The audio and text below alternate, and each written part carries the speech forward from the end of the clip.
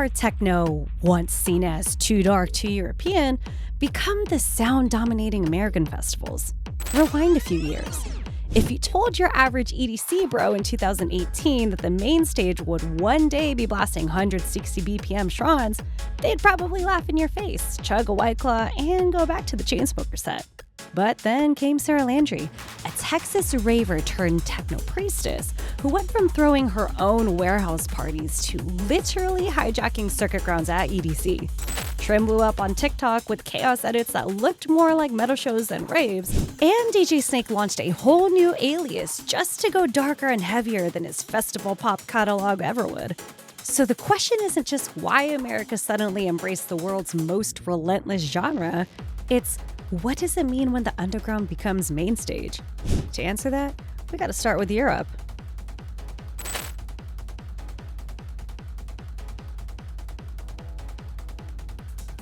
Hard techno's roots were never American. Ironically though, America invented techno in Detroit in the late 80s, but when the sound traveled back across the Atlantic, Europe twisted it into something darker, faster, and way more aggressive. Think like Chris Liebing and Lenfaki. In the early 2000s, Berlin clubs like Tresser and Berghain were pumping shrons, 150 BPM distorted kicks, and pure warehouse energy. To outsiders, it sounded like getting hit in the chest with a concrete wall. Europe was mutating techno into a dozen different flavors: shrons in Berlin, hardcore in Rotterdam, industrial in Italy. Meanwhile, across the Atlantic, the US wasn't keeping up. Techno's harder edge never fully broke through. Detroit had movement, the birthplace festival of American techno, but it leaned more toward classic and minimal sounds than the jackhammer style Europe was pushing. In New York, clubs like Basement were building mini versions of Berlin's vaults, while LA crews like 6am Group kept the warehouse spirit alive. Still, most Americans were busy fist-pumping house, dubstep, or whatever Steve Aoki was throwing sheet cakes at. Then hard techno stayed in the shadows. But Europe kept it growing. Charlotte DeWitt and Amelie Lenz turned relentless sets into stadium tours. 9x9 pushed the hardware acid vibe, and you got Nico Moreno, who took shrons into TikTok-ready chaos.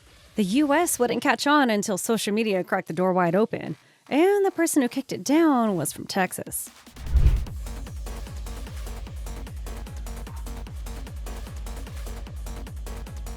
Enter Sara Landry, the self-proclaimed high priestess of hard techno. If you don't know her story, it's not some Euro fairy tale. She's Texas-born, Austin-raised. She started as a raver, but when Austin's clubs shut down and everyone was booking house, she wanted something harder. Something that happened in Austin, I want to say in 2018-ish, where there was some real estate takeover and he bought the buildings that all the clubs were in, which kicked off a huge underground warehouse party scene in Austin, Texas. And she wasn't doing it alone. Austin's underground scene exploded after the shutdown. A wave of artists started experimenting with faster, darker sounds because house dominated the bookings, in Sara's words. There weren't a lot of opportunities for me to actually play techno, so I started just throwing my own parties myself. That DIY push for what people now call America's hard techno moment. But she wasn't just throwing parties. She was grinding in the studio, teaching herself Ableton, learning sound design. Eventually, she made the move to Berlin to tap into the underground at its source. Berghain, Tresser, that Euro exposure gave her credibility. But unlike most Europeans, she understood the American crowd. She sums it up perfectly herself. Not long after, Boiler Room tapped her in 2023. That set is the one that went viral, and suddenly Sara wasn't just another DJ. She was the symbol of hard techno's US takeover. Tomorrowland main stage, her own Eternalism tour, headlining EDC, the trajectory was undeniable. From Austin rooftops to 70,000 ravers at circuit grounds, that's the face of the US hard techno revolution. But one artist alone doesn't make a movement.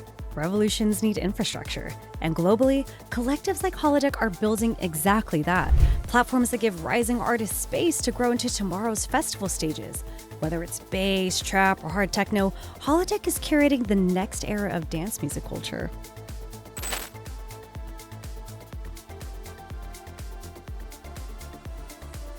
While Sara was carrying the US, Europe was already miles deep. Charlotte DeWitt, aka Techno's undisputed queen, was the first woman and the first techno artist to close Tomorrowland's main stage. That's like the Super Bowl of EDM, and she basically told the world, yeah, techno belongs here too. Fast forward to 2025. Today, I will play not one, but 2 sets on the main stage. I will be opening and closing the main stage on the same day. And she's opening and closing that same stage. That's not just a booking. That's a cultural permission slip. Alongside her, Amelie Lenz, 9x9, and Brutalismus 3000 were building this massive European backbone.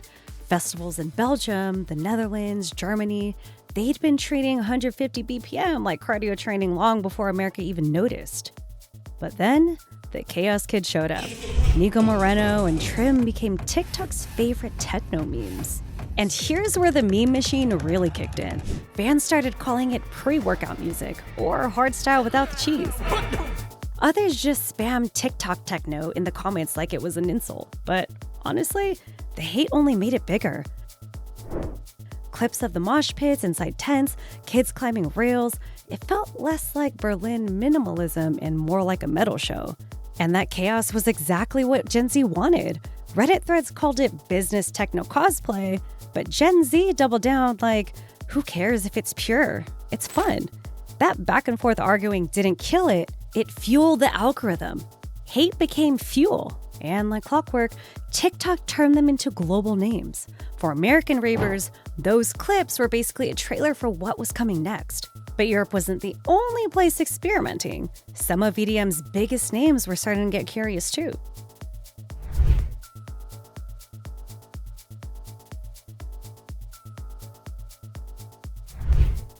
And here's where things get really interesting. The underground kids weren't the only ones pushing this sound. The EDM giants started dipping their toes in too.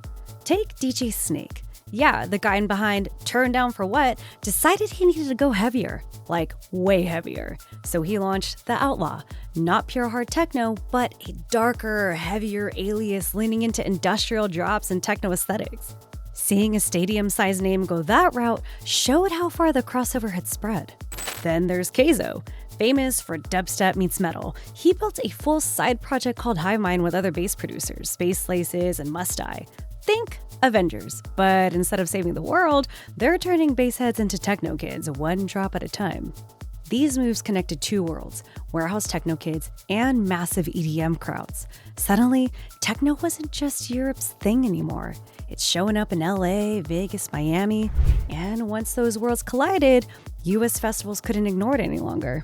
This is where the shift got real. It wasn't just Sara, Snake, or Kayzo. The festivals themselves started rewriting the script. Hard Summer used to be trap and dubstep central. But fast forward to 2025, and the lineup is stacked with Sara Landry, Trim, and Nico Moreno. That's not a side stage move. That's a genre takeover. In Chicago, ARC went from marketing itself as a house festival to booking Amelie Lenz, Hate Models, and Sara on the same bill.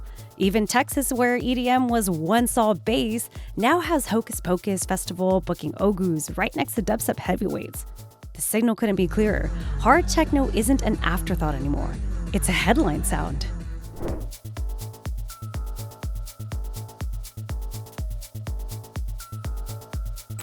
Hard techno didn't hit American main stages because promoters got bored. It got there because social media forced the door open. Sara Landry's Boiler Room clips went viral. Trim's Chaos edits became memes, and TikTok made 2 Europeans sound like the new hype. And then festivals followed the clicks. So why did America embrace it now?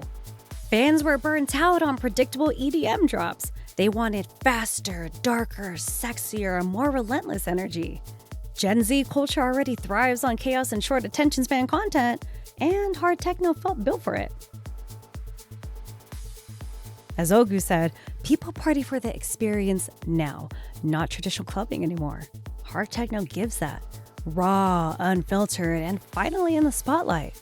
The real test here isn't whether hard techno can fill a stage, it's whether the scene can stay authentic once the main stage lights hit. Because if Sara, Charlotte, DJ Snake, and Kayzo can all exist in the same ecosystem, the real question is, which version of techno will America crown as its own?